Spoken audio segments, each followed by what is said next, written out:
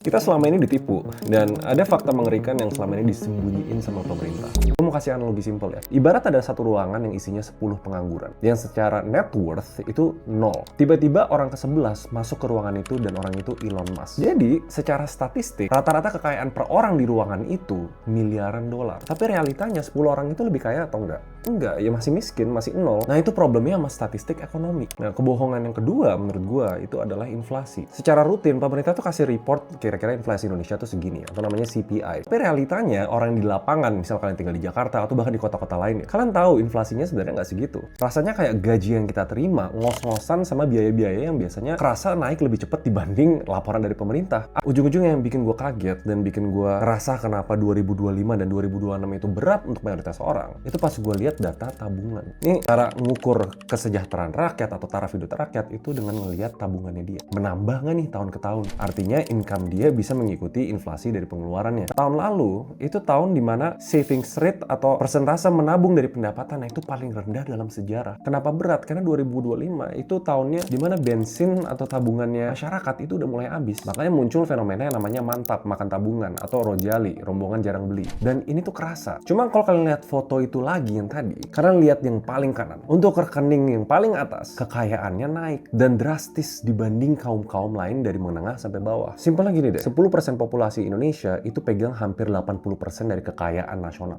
20 populasi Indonesia itu ngekontribusi hampir setengahnya dari konsumsi itu. Sisa 80 orang ngedenger cerita ini kenapa di awal gue bilang 2026 itu tetap bakal berat untuk mayoritas dari kalian. Mungkin nggak seberat 2025, tapi setidaknya nunjukin satu hal yang clear banget, yang untuk segelintir kalian yang nonton video ini akan bikin tahun 2026 jadi tahun terbaik di hidup kalian.